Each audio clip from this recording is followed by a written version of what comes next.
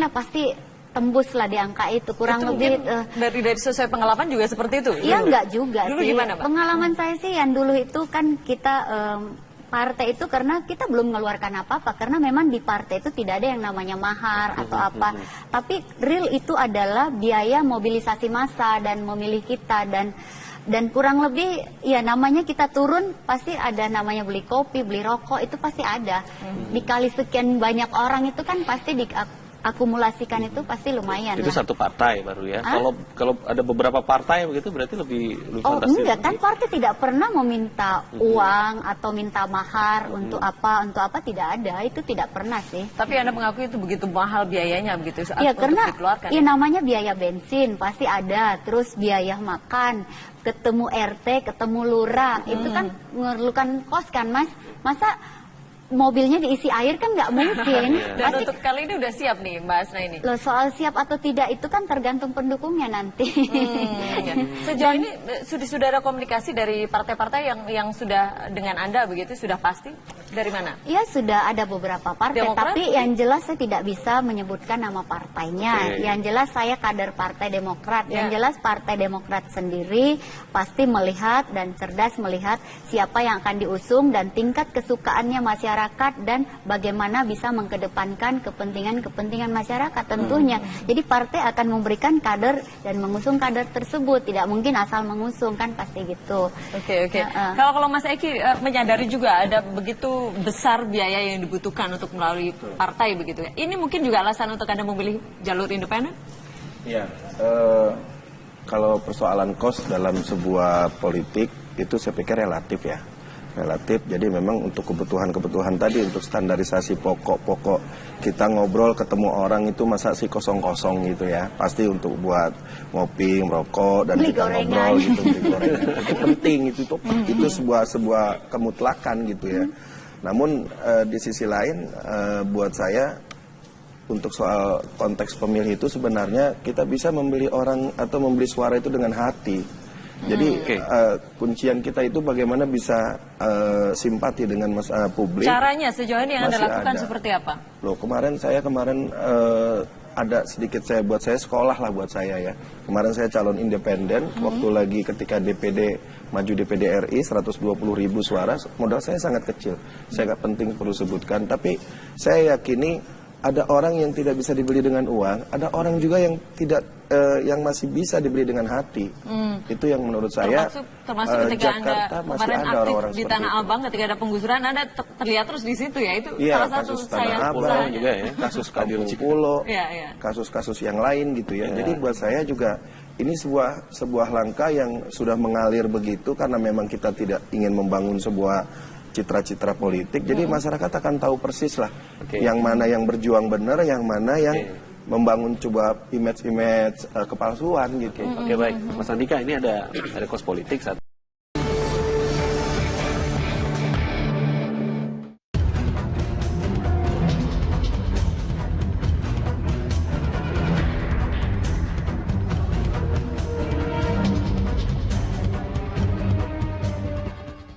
Sebelum menyatakan maju melalui jalur independen, Ahok melalui masa sulit. Maju melalui parpol tetapi belum diumumkan atau mengikuti teman Ahok yang sudah mengumpulkan sekian ratus ribu KTP. Ya saya udah sampaikan kalau anak-anak dukung begitu semangat ya saya independen. Tapi saya bilang kalian harus tahu loh, saya juga berkorban ini. Saya bilang sama mereka, kalau kalian nggak bisa ngumpulin, ini yang mau diketahui, yang dihadapkan dari semua lawan saya. Berharap partai tidak mau calonin saya, yang independen nggak bisa maju, ya semua bertanding tambah saya kan. Nah saya bilang kalian juga mesti ngerti loh ini situasi saya. Paling tidak Ahok terus terang, saya menghadapi situasi yang sulit gitu. Maju lewat parpol nggak diumumkan, maju lewat independen ada berisiko gitu kan, nggak terkumpul juga jadi masalah gitu karena itu kemudian menutup kemungkinan dia maju dari parpol sesudah maju dari independen, Mas. Iya kan memang ada resiko-resiko dan itu pasti sudah juga dibaca oleh Pak Ahok ya. Pertama ketika relawan teman Ahok ini tidak bisa mengumpulkan, kan sekarang harus turun lagi ke bawah. Dan ini saya yakin sih mereka karena harus menggabungkan mampu dengan ke bawah calon lagi wakil, dan karena harus pasangan. Dan itu tentu April Mei ini harus benar-benar optimal kan, karena kalau enggak ya dia bisa tertinggal kereta untuk tidak bisa mencalonkan dari jalur perseorangan. Nah, sekarang saya melihat masih juga kemungkinan dari disebutkan ZOPA strategi, ya kan, zone of possible agreement. Jadi belum tentu juga menutup kemungkinan proses-proses politik itu dengan partai politik. Toh dengan Nasdem bisa jalan, saya nggak tahu dengan Bu Mega, PD Perjuangan itu masih ada komunikasi politik atau tidak. Tapi proses komunikasi politik juga menurut saya akan tetap terbangun. Selama menurut saya PD Perjuangan tidak mau zero sum game, ya kan? Ya, karena kalau kita membaca proses data sekarang, ya memang akan sangat berat bagi Ahok dan sangat berat juga bagi PD Perjuangan. Maksud saya begini, proses masuk dari perseorangan itu kan tidak mudah. Karena infrastruktur pemenangan itu butuh luar biasa berjibaku ya, dan belum mapan, sporadis, spontan. Tetapi tentu ada satu motif yang kuat dari relawan, yaitu mereka lebih independen dari tekanan partai politik, kan begitu. Nah sekarang bagi PD Perjuangan menurut saya soal figur. Kan di situ masalahnya. Siapa yang kemudian figurnya Mas bisa? Gun mau mengatakan bahwa PDI Perjuangan sekarang ini juga sulit mencari figur lain selain Ahok. Kalau mau menang betul gitu, Pak Andreas. Sebenarnya enggak juga gitu. Enggak cukup juga. Artinya cukup banyak figur yang bisa ditugaskan untuk maju. Bisa ditugaskan dan diyakini bisa menyaingi Ahok. Ya, kenapa tidak gitu? Karena proses pilkada ini kan sebenarnya belum mulai juga. Kita lihat fenomena-fenomena pilkada di Indonesia, termasuk juga di DKI, seperti dulu ketika Pak Fokke, ketika belum ada calon yang lain, beliau sangat tinggi gitu. 40. Tapi kemudian ketika muncul Pak Jokowi start waktu itu dengan belasan persen gitu. Itu konstelasi bisa berubah, gitu, cepat berubah. Nah ini bukan tidak mungkin. Misalnya sekarang Pak Ahok 43% dengan tingkat kepuasan sekitar 60% itu relatif ya biasa-biasa aja gitu. Artinya dengan posisi dia sendiri sekarang gitu. Hanya dia satu-satunya yang sudah menyatakan diri sudah menyatakan, tetapi toh belum mencalonkan diri sebagai mendaftarkan diri sebagai calon karena memang belum bisa gitu. Belum bisa. Jadi artinya masih kalau Mas Gun tadi masih banyak yang bisa terjadi gitu. Menurut saya gini, yang kalau ada yang bisa mengalahkan Ahok, dia tuh mesti hanya satu calon. Ya, kalau lebih dari satu calon maju melawan Ahok, kemungkinan besar Ahok yang akan menang. Nah sekarang sisa partai yang ada yang bisa mencalonkan ini, apa mungkin mereka bisa bergabung untuk mencalonkan satu calon? Jadi dengan dia masuk di independen, udah pasti minimum lawannya ada dua, pasti itu kemungkinan yang nggak ada ya di politik yang pasti. Tapi kemungkinan besar paling tidak akan ada dua calon melawan Ahok. Karena nggak mereka mungkin. Untuk satu itu nggak mungkin, paling sama sekali nggak mencalonkan. Tapi terlalu banyak orang ambisius dan over PD di partai-partai di Leo, pasti mereka akan ada calon. Jadi kalau misalnya begini, PDIP dengan 28 kursi masa sendiri, maju sendiri. Sih nggak punya calon sama sekali, masa sih cuma mendukung bukan mengusung begitu. Iya. Tapi kan PDIP sendiri ini ada masalah. Ketua partai di DKI-nya sendiri sedang tidak aktif. Wah ini yang berebut aja untuk ini udah masih rame, belum calon-calon lain. Nah, apakah PKS mungkin bergabung sama PDIP? Ya, apakah Golkar mungkin dalam suasana sekarang ketika Ibu Mega sedang tidak berkenan dengan pilihan Golkar untuk ketua DPR? Apakah mungkin Golkar dengan PDIP bergabung untuk satu tahun ini? Sebelum ke Mas Basari, kita punya pernyataan Pak Jarod ya tentang pernyataan mencalonkan secara independen Ahok. Saya harus sampaikan kepada Pak Ahok, hati-hati loh, jalur independen rawan untuk digagalkan. Hati-hati loh ketika pun misalnya menang dari jalur independen, kan bukan sekedar menang, pasti selalu berhubungan dengan lembaga yang lain. Tidak bisa sendirian. Ini artinya mungkin DPRD gitu ya, Mas Taufik ya. Nasdem sudah punya kalkulasi soal itu. Oh ya, kita memang setiap keputusan yang diambil berdasarkan kalkulasi yang sangat hati-hati. Termasuk ketika kita juga memutuskan mendukung Pak Ahok tanpa syarat dan memberikan keleluasan untuk memilih apakah jalur perseorangan ataupun jalur parpol. Termasuk wakil gubernurnya juga siapapun yang dipilih. Ketika awal kita nyatakan kita dukung Ahok, kita langsung buka bahwa siapapun wakilnya kita akan dukung. Dan ketika nama Pak Heru muncul, langsung kita berikan pernyataan bahwa kita mendukung Pak Heru apabila memang Pak Heru yang menjadi pilihan dari Pak Ahok. Nah itu jadi buat kita simpel-simpel saja lah. politik ini kan nggak harus selalu dibikin ribet ya. Terlalu banyak negosiasi, terlalu banyak kompromi. Buat Partai Nasdem yang paling penting, partai ini fungsinya kan menjadi fasilitator dan medium bagi harapan dan keinginan masyarakat.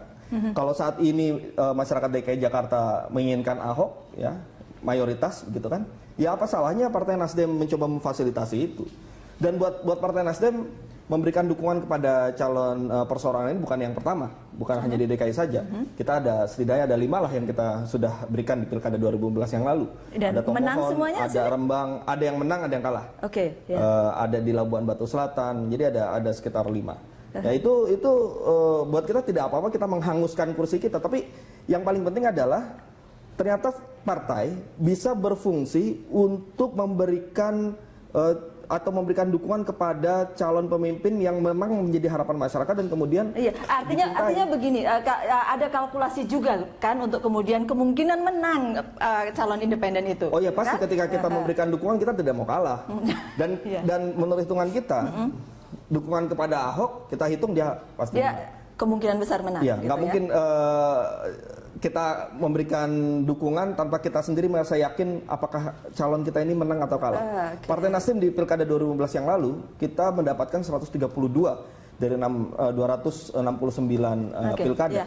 Dan itu menurut catatan kita ya yang paling tertinggi di antara partai-partai lain. Kenapa bisa begitu? Karena benar-benar kita kalkulatif.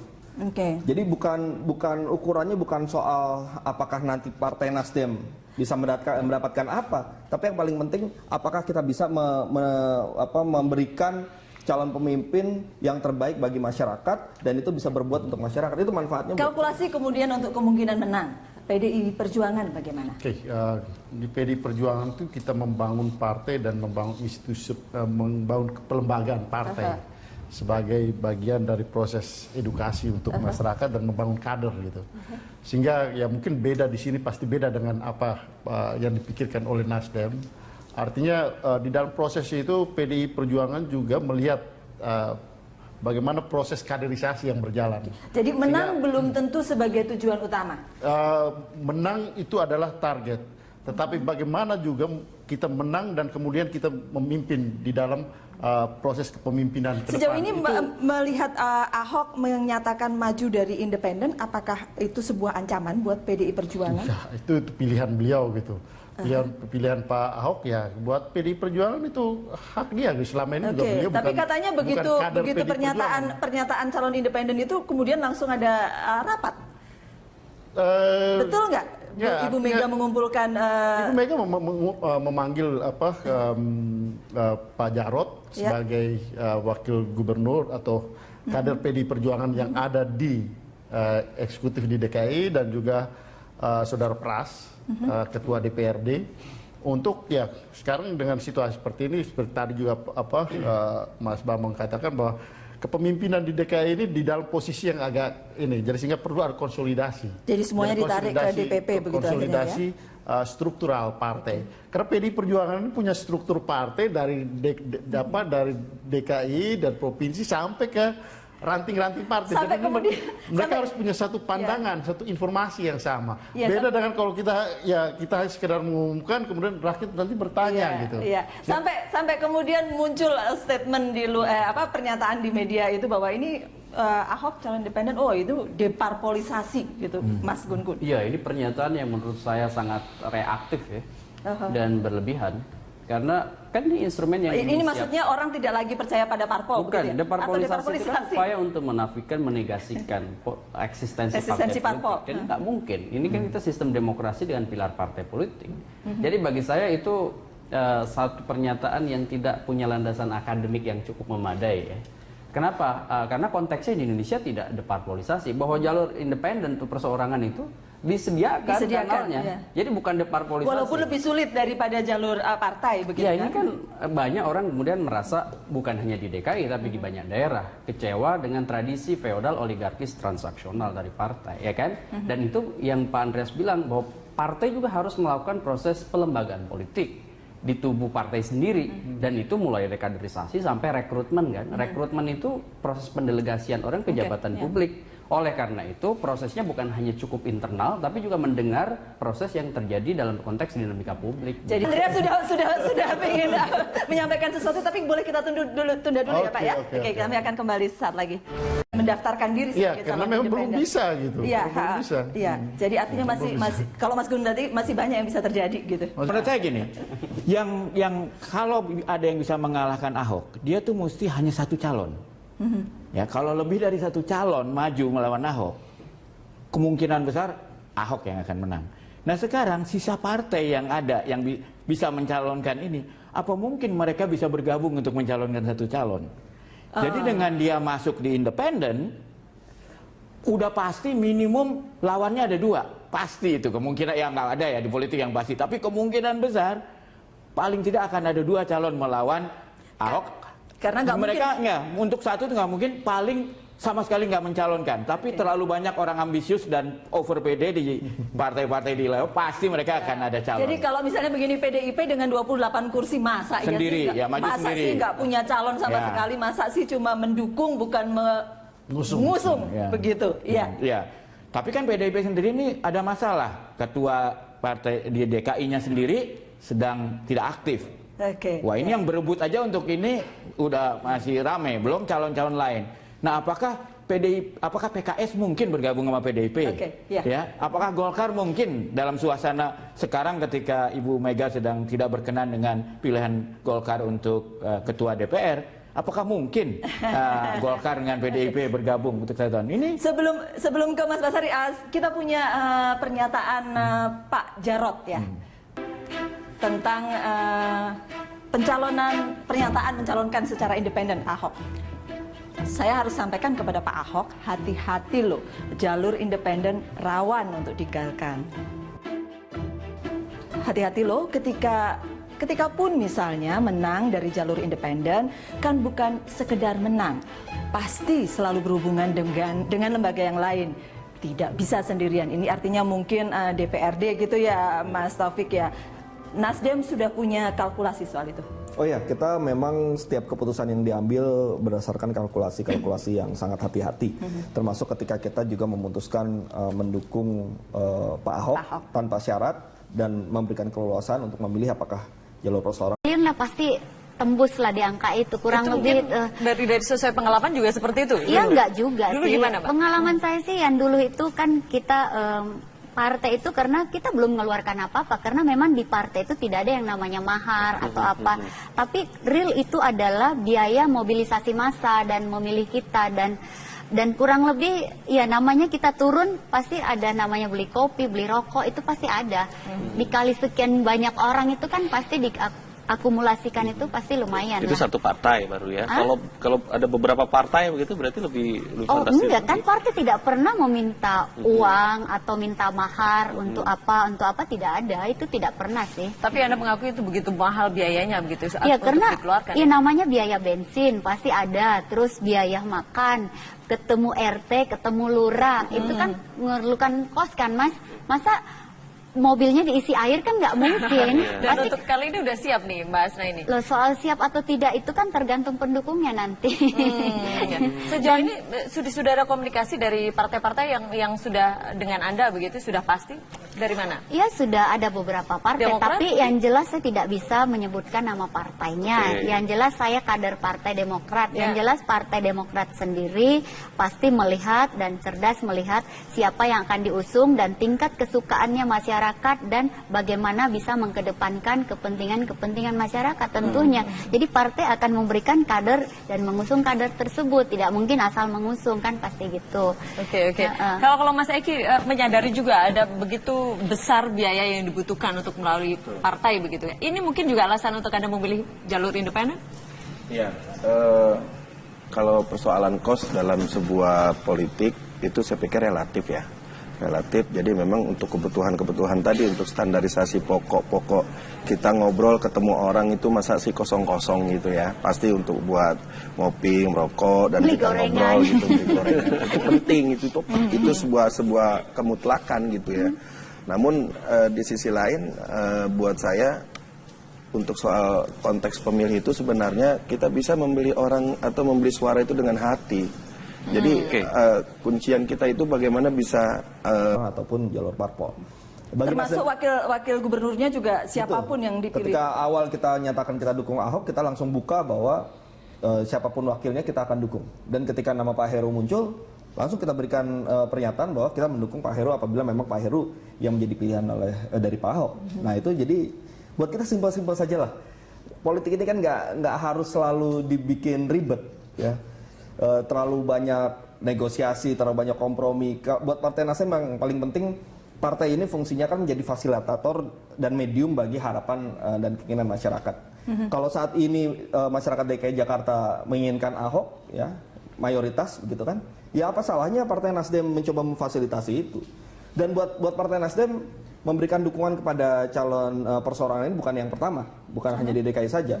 Kita ada setidaknya ada 5 lah yang kita sudah berikan di Pilkada 2012 yang lalu. Dan ada menang Tomohon, semuanya, ada Rembang, ada yang menang, ada yang kalah.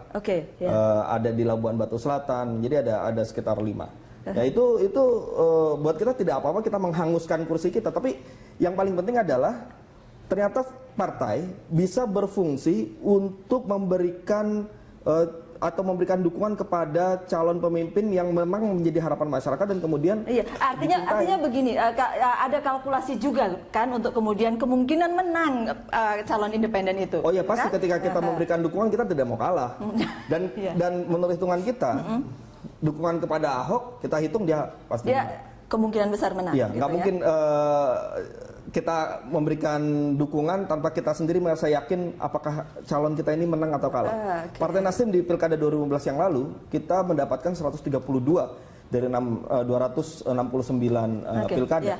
Dan itu menurut catatan kita ya yang paling tertinggi di antara partai-partai lain. Kenapa bisa begitu? Karena benar-benar kita kalkulatif.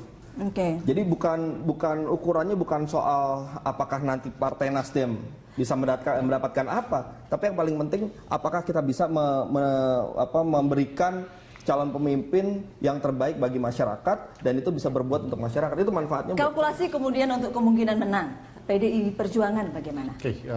Di PDI Perjuangan itu kita membangun partai dan membangun institusi, membangun lagi ke bawah. Dan ini saya yakin sih mereka karena harus menggabungkan dengan ke bawah calon lagi wakil, dan karena harus pasangan. Dan itu tentu April Mei ini harus benar-benar optimal kan, karena kalau enggak ya dia bisa tertinggal kereta untuk tidak bisa mencalonkan dari jalur perseorangan. Nah, sekarang saya melihat masih juga kemungkinan dari disebutkan ZOPA strategi ya kan, zone of possible agreement. Jadi belum tentu juga menutup kemungkinan proses-proses politik itu dengan partai politik. Toh dengan Nasdem bisa jalan, saya nggak tahu dengan Bu Mega, PD Perjuangan itu masih ada komunikasi politik atau tidak. Tapi proses komunikasi politik juga menurut saya akan tetap terbangun. Selama menurut saya PD Perjuangan tidak mau zero sum game, ya kan?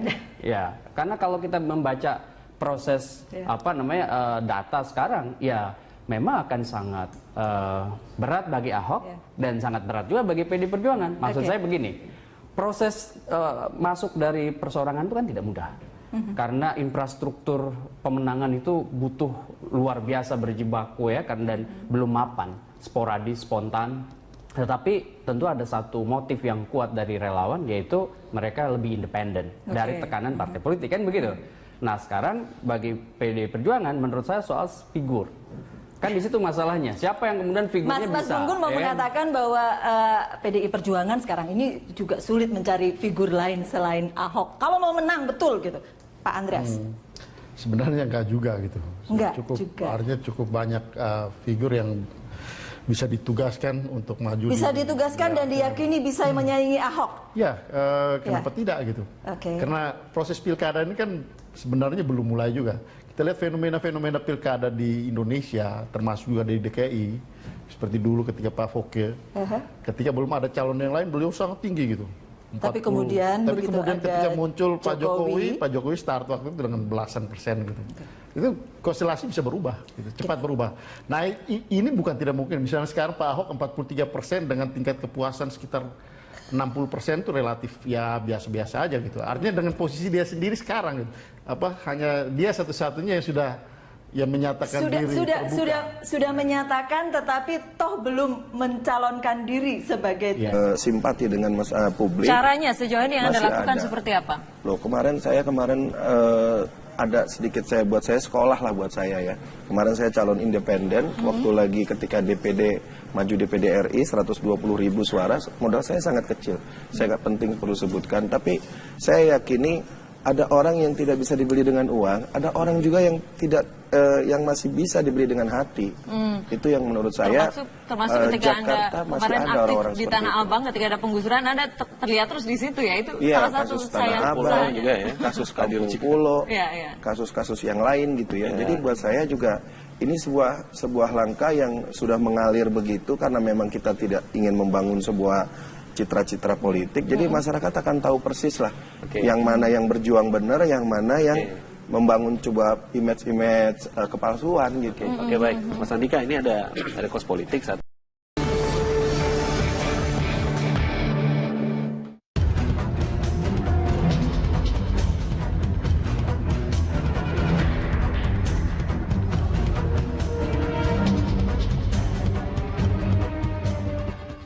Sebelum menyatakan maju melalui jalur independen, Ahok melalui masa sulit.